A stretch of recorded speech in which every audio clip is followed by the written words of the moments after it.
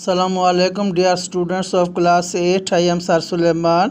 ये आपकी इस्लामियात की बुक है जो आपको मैंने इसी बुक के नफली नमाज़ें और उनकी प्यारी दुआएं पहले बता और समझा दी थी। और उसके बाद चैप्टर है दुआ, यानी कि दुआ की फ़जीलत और अहमियत। यह आपकी इसी बुक का पेज नंबर 18 पर है। ये शीट नंबर 3 का काम है। तो आप अपनी बुक का पेज नंबर 18 ओपन करें। डियर स्टूडेंट्स, ये आपके बुक पेज नंबर 18 पर चैप्टर का नाम है दुआ की फ़जीलत और अहमियत। दुआ का मतलब है पुकारना, अल्लाह से मांगना। अल्लाह ताला ने कुरान मजीद में इरशाद फरमाया है कि तुम्हारा रब कहता है कि मुझे पुकारो, सुभान अल्लाह, मैं तुम्हारी दुआएं कबूल करूँगा। माशाअल्लाह, अल्हम्दुलिल्लाह। देखिए अल्लाह ताला ने कितने प्यारे अंदाज में फरमाया, मुझे पुकारें, अल्लाह का वादा है, मैं तुम्हारी दुआओं को रद्द नहीं करूँगा, कबूल करूँगा। इसका मतलब ये हुआ कि अगर हमारी कोई दुआ अगर कबूल पूरी नहीं हो रही है तो अल्लाह ने कबूल कर ली है, उसका अजर दुनिया में नहीं दे रहे हैं तो उसका अजर क़यामत वाले दिन ज़रूर मिलेगा। हदीस पाक में है कि जब इंसान उसका अजर क़यामत वाले दिन पाएगा तो हैरान हो जाएगा कि ये कौन सी नेकियां हैं जो हमने की नहीं है। तो अल्लाह ताला के फरिश्ते फरमाएंगे कि दुनिया में आपने दुआएं मांगी थी और अगर वो दुनिया में उसका सिला नहीं, ये नहीं कि कबूल नहीं, कबूल तो हो ही जाती है। अल्लाह का फरमाने कि मैं कबूल करूँगा। कबूलियत तो लाजमी है। ज़्यादा से दुआ मांगे, अगर दुनिया में अजर नहीं मिला है तो क़यामत वाले दिन उसका अजर ज़रूर मिलेगा। नबी करीम सल्लल्लाहु अलैहि वसल्लम ने इरशाद फरमाया, जो शख्स अल्लाह ताला से दुआ नहीं करता, सवाल नहीं करता, अल्लाह उस पर गुस्सा होता है। इसका मफ़हूम ये देखें कि दुआ ना करने वाला यानी कि मगरूर होता है, को समझता है कि मेरे पास सब कुछ है, मैं क्यों दुआ मांगूँ। हमें तो अल्लाह से हर वक्त हर हाल में हर चीज़ का सवाल करना चाहिए, इस नियत से भी कि वो हमारा रब है, खालिक है, उसने जो दिया है उसका शुक्र अदा भी करें। तो हज़रत मूसा अलैहिस्सलाम अल्लाह ताला से मुलाकात के लिए जा रहे थे तो रास्ते में एक शख्स मिला। तो उसने कहा कि अल्लाह ताला से कहना कि मेरा माल बहुत ज़्यादा हो गया है, तो आप जो अल्लाह से कहें कि मेरा माल रोक दें और किसी को दे दें जो इसके ज़्यादा मुस्तहिक हैं। दूसरा शख्स मिला जो रास्ते में गरीब था, उसने कहा कि अल्लाह ताला से मेरे बारे में बताना कि मैं निहायत गरीब हूँ और मुझे माल दें। तो अल्लाह ताला से यही दोनों बातें की तो अल्लाह ताला ने जवाब दिया, जो गरीब है उनसे कहना कि मेरा शुक्र अदा करें, जो मालदार है उनसे कहना कि मेरी नाशुक्री करें। तो रास्ते में वापस आए तो यही आप गरीब पहले मिला तो गरीब से कहा कि अल्लाह ताला कह रही हैं कि मेरा शुक्र अदा करें, मैं आपके रिज़्क़ में इजाफ़ा कर दूंगा। उस शख्स ने कहा कि देखिए मेरे पास है क्या जो मैं जिसका शुक्र अदा करूं, यानी कि उसने नाशुक्री की तो उसका माल फिर रुक दिया, वो गरीब ही गरीब रहा। जो मालदार था तो वो उससे कहा कि आप नाशुक्री करें, आपका मज़ीद माल रोक दिया जाएगा। उसने कहा कैसे मैं ये अपनी रब की नाशुक्री कर सकता हूँ, इतना मुझे उसने नवाजा है और मैं कहूँगा मेरे पास कुछ नहीं है, ऐसा मैं हरगिज़ नहीं कर सकता। तो उसका माल और बढ़ता गया। अल्लाह ताला ने इरशाद फरमाया, इन शक्करतुम लाज़िदन्नकुम, अगर मेरा शुक्र जितना अदा करते जाओगे मैं आपके माल को उतना इजाफ़ा करता जाऊँगा। मतलब ये है कि शुक्र अदा करना, ये अल्लाह से दुआएं मांगना है, अल्लाह का हक़ अदा करना है। या अल्लाह आपने मुझे बहुत दिया, अगर नहीं है तो देख जैसे बच्चे को ज़रूरत पड़ती है अपने माँ बाप से मांगता है, तो अल्लाह मखलूक जो है ना ये अल्लाह ताला की पैदा कर दी है, इंसान जितने भी हैं, तो अपने रब से मांगेंगे तो रब हमारी हाजत पूरा करता है।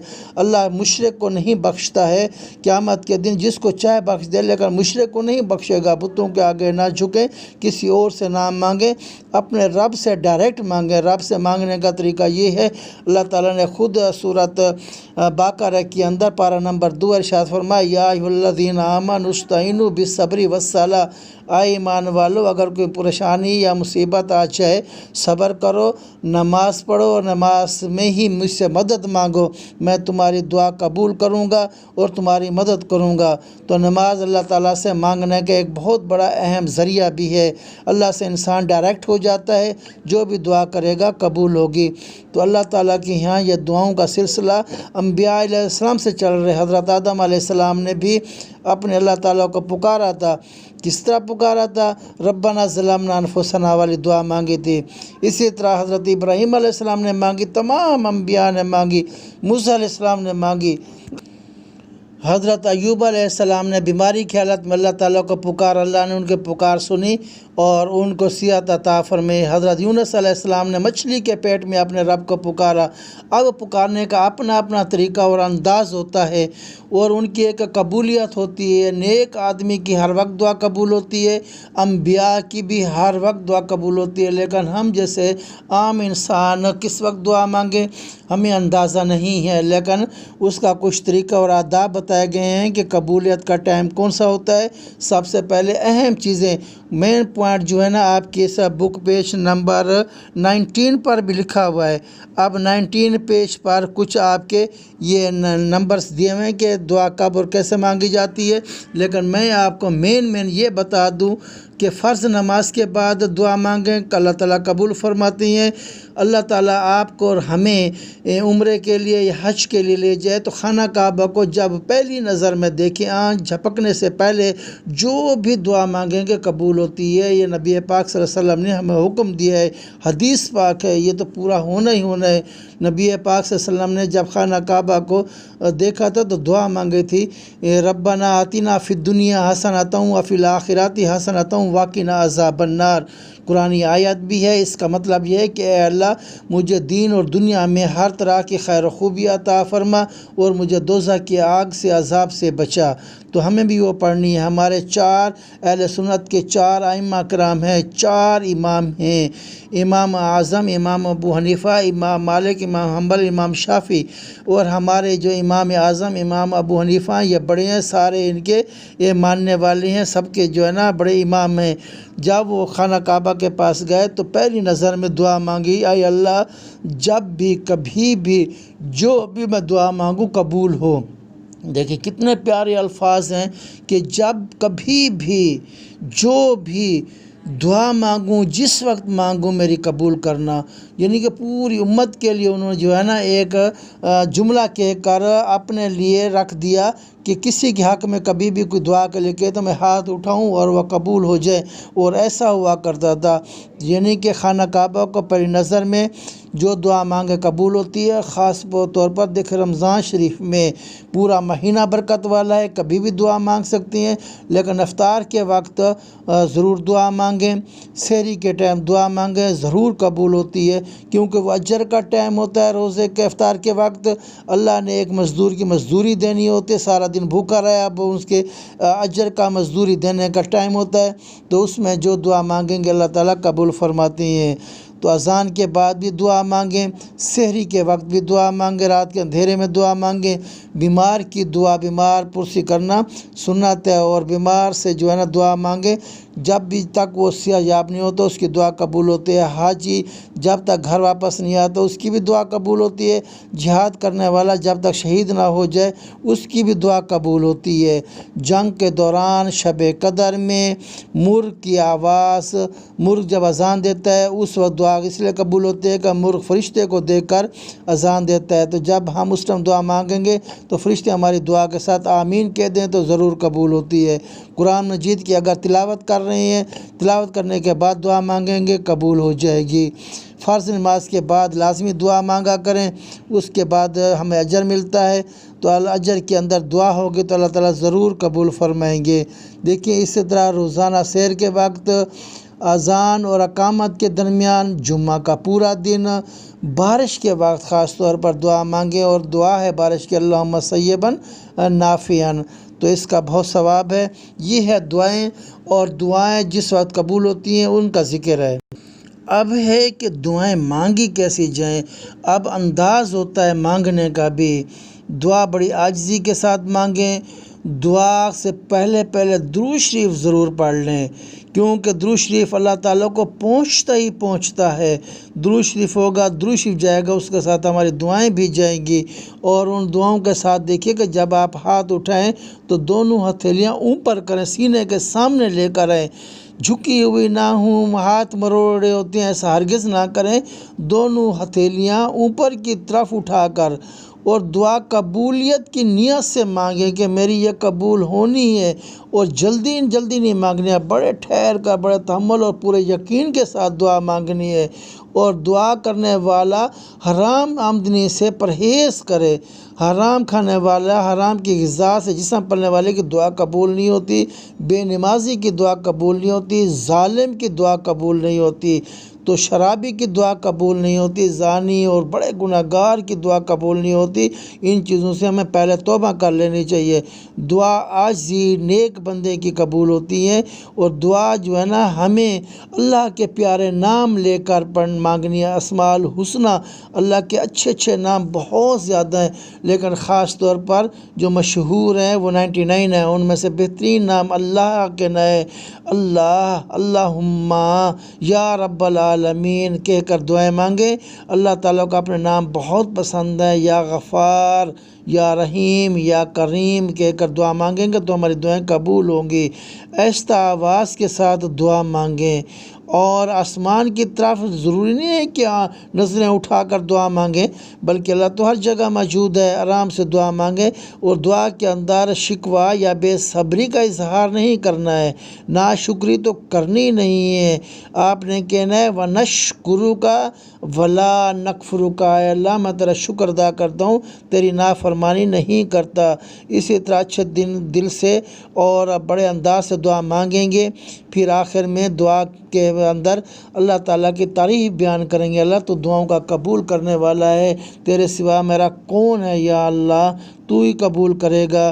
اگر تو نہیں قبول کرے گا بتا میں کہاں جاؤں گا، میرا کون سی جگہ ہے، تیرے سوا میرا کوئی بھی نہیں ہے، کوئی بھی نہیں ہے، میں کہیں بھی نہیں جا سکتا۔ اس لیے آپ نے دعا قبول کرنی ہے، پورا زور لگا کر پورے دل کی گہرائیوں سے اللہ سے دعا مانگیں گے۔ اللہ تعالیٰ ہمارے سب سے پہلے گناہوں کی معافی کی دعا مانگیں کہ اللہ کو راضی کریں۔ دنیا کی لالچ نہیں، اللہ نے پیدا کیا وہ تو رزق ملنا ہی ملنا ہے۔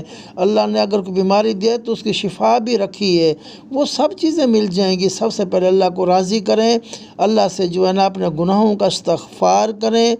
جب اللہ ہمارے گناہوں کو معاف کر دیں گے، ہمیں پاک صاف کر دیں گے، پھر ہماری دعاؤں کا قبول فرمائیں گے۔ اور آخر میں بھی درود شریف ضرور پڑھنا ہے، شروع میں پڑھنا ہے، دعا کے آخر میں پڑھنا ہے، جس میں کہتے ہیں وصلی اللہ تعالی علی محمد وعلی آلہ وصحبہ اجمعین یا رب العالمین آمین۔ آمین کہتی ہیں، اگر امام کے ساتھ آمین کہیں گے تو فرشتے بھی آمین کہتے ہیں، دعا قبول ہوتی ہے۔ اور دونوں ہاتھ واپس منہ پر پھیرنا ہے، ایسے ہوا کے اندر فلائنگ ہاتھ نہیں ہوں گے، چہرے پر آپ نے منہ پر ہاتھ واپس ضرور پھیریں گے، دعا قریب سے آ جائے گی، اور ضرور اور چہرے پر نور آ جائے گا، پوری دعاؤں کا اجر و ثواب ملے گا۔ تو انبیاء نے کچھ دعائیں مانگی، ان کا بھی ذکر ہے۔ میں نے آپ کو چیپٹر دعا اور اس کی فضیلت کے بارے میں بتا دیا ہے۔ اب آپ جو ہے نا میں آپ کے شیٹ کے بارے میں بتاؤں گا، جو آپ کو شیٹ نمبر 3 دی گئی ہے کہ اس کا کام آپ نے کس طرح کرنا ہے۔ اور اس کے اندر سب سے پہلے ہیں پیاری دعائیں، اور پیاری دعائیں جو ہے نا آپ کے پیج نمبر 8 پر ہیں۔ پیج نمبر 8 پر نمبر 3 سے سٹارٹ کریں گے۔ پہلے 1 2 میں نے آپ کو فرسٹ اسائنمنٹ میں اور سیکنڈ اسائنمنٹ شیٹ میں دے دیا تھا۔ پیارے اسٹوڈنٹس، یہ آپ کی شیٹ نمبر 3 ہے، اور اس میں پہلا سوال یہی ہے کہ پیاری دعائیں، کتاب کا صفحہ نمبر 8 کی پیاری دعائیں نمبر 3 4 اور 5، اس کی عربی عبارت اور ترجمہ اپنی کاپی پر اتاریے گا۔ تو اپنی بک کا پیج نمبر 8 اتاریں گے، نکالیں گے، اور اسی پیج نمبر 8 کے اندر جو دعائیں ہیں وہ میں پڑھوں گا، اس کا ترجمہ بتاؤں گا۔ ڈیئر اسٹوڈنٹس، یہ آپ کا بک کا پیج نمبر 8 پر پیاری دعائیں ہیں، نمبر 3 ہے۔ اپنی کاپیوں میں ہیڈنگ دیں گے نمبر 3، جب شدید گرمی ہو تو یہ دعا پڑھیں۔ دیکھیں یہ گرمی تو کچھ بھی نہیں ہے، حشر کی گرمی بہت زیادہ ہوگی، جس دن کوئی سایہ نہیں ہوگا، اور مسلمان تمام مخلوقات ایک میدان عرفات میں جمع ہوگی، سورج نیچے ہوگا، ٹمپریچر زیادہ ہوگا۔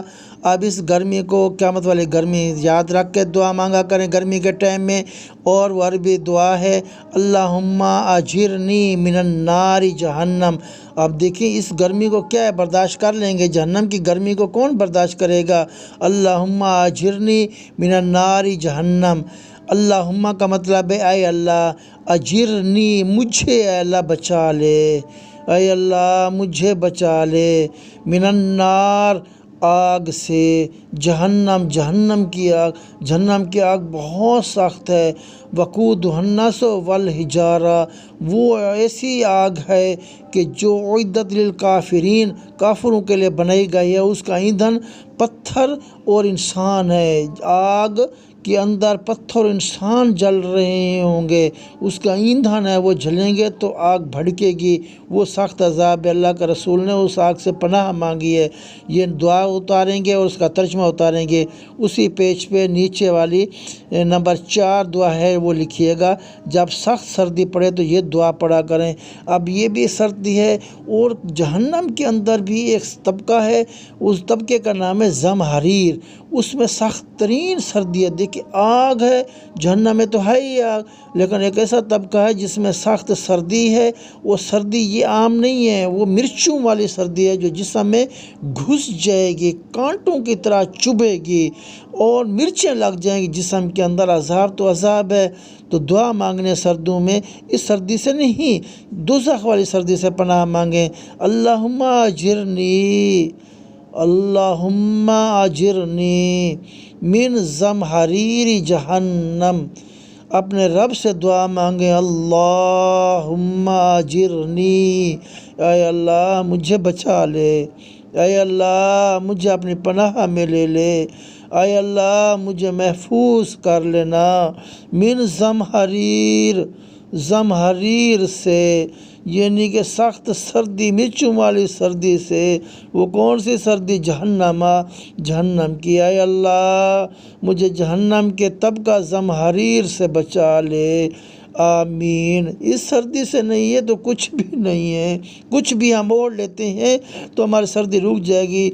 दोज़ा की ज़महरीर, दोज़ा की एक मिर्चों वाली सर्दी से अल्लाह हमारी हिफाजत फरमा। ये दुआएं ज़रूर पढ़ा करें प्यारे बच्चों। नंबर 5 आपकी प्यारे दुआ है, दानिस्ता गैर दानिस्ता गुनाहों की बख्शिश के लिए दुआ पढ़ा करें। अब प्यारे बच्चों देखें, ये दुआएं याद भी कर लें, नमाज के बाद ये दुआएं ज़रूर पढ़ा करें, इसका बड़ा अजर व सवाब है। गुनाह इंसान से आम भी हो जाते हैं, गिला शिकवा ग़ीबत करने से गुनाह हो जाते हैं।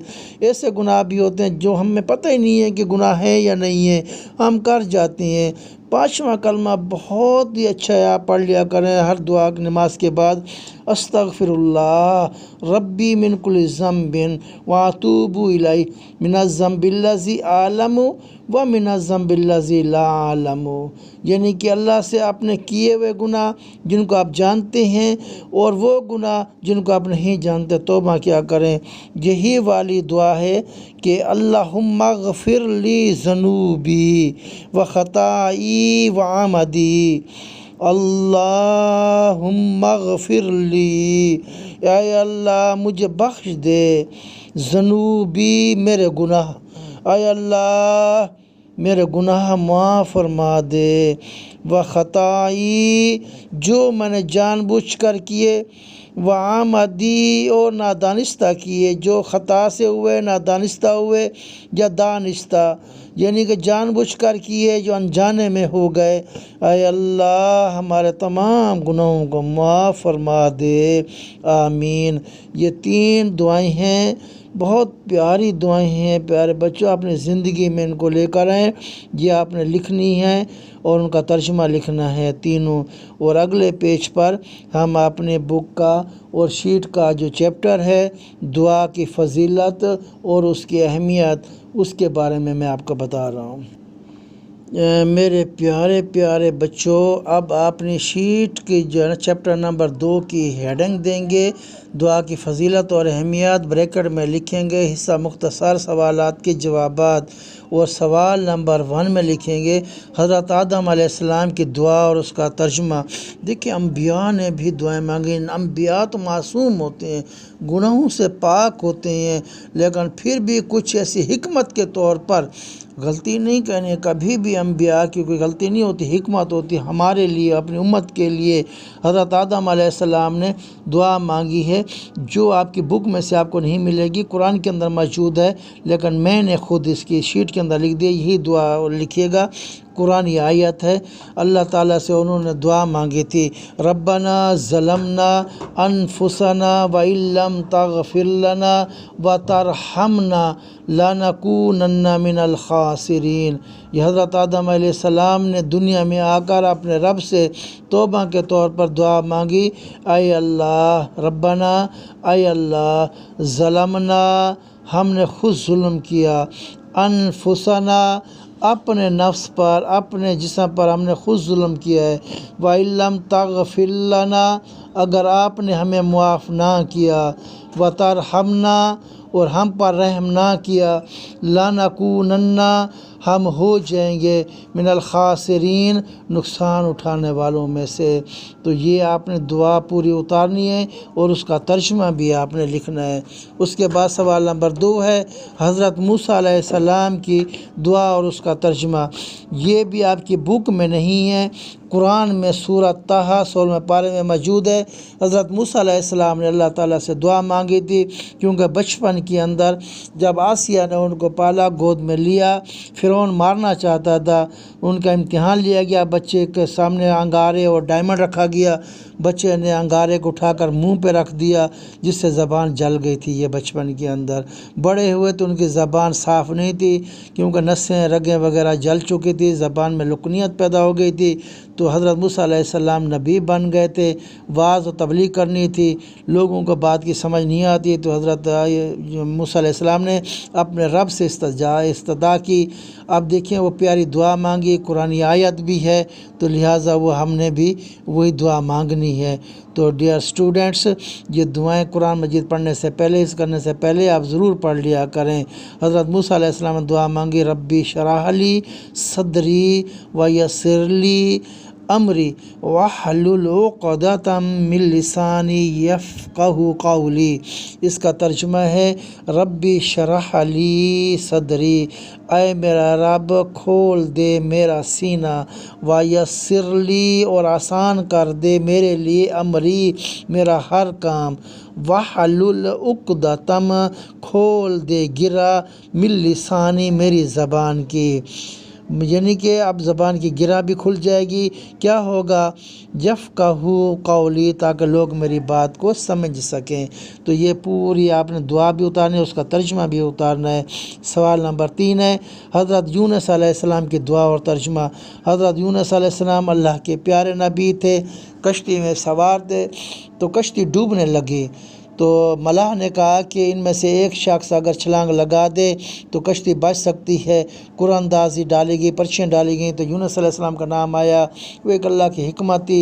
یونس علیہ السلام نے اس کشتی سے چھلانگ لگائی، نیچے مچھلی کو حکم ہوا، اس نے منہ کھولا، یونس علیہ السلام ڈائریکٹ بڑی مچھلی کے پیٹ میں چلے گئے۔ مچھلی کے پیٹ میں 40 دن 40 راتیں گزاری۔ تو جب ان کو تکلیف اور بھوک ہوئی تو انہوں نے اپنے رب سے یہ دعا مانگی تھی، جو آیت کریمہ کے نام سے مشہور ہے۔ اصل میں قرآن کا لفظ ہے اللہ، شروع میں آتے اللہ، وہ اللہ حمزہ اور نون ہٹا دی ہے، لا لکھ دی ہے، لا الہ الا انت سبحانک انی کنت من الظالمین۔ یہ آیت کریمہ بھی ہے اور یونس علیہ السلام کی دعا ہے۔ اس کا ترجمہ بتا رہا ہوں، لا الہ الا انت، کوئی معبود نہیں مگر تو ہے، یعنی کہ اللہ کے سوا کوئی عبادت کے لائق نہیں ہے۔ یہ اللہ تعالیٰ کی پہلے تعریف کی، پھر آگے والی تعریف کرتے، سبحانک، اے اللہ تو پاک ہے، اللہ تو پاک ہے، تیرے سوا میں اقرار کرتا ہوں کوئی معبود اور عبادت کے لائق نہیں ہے۔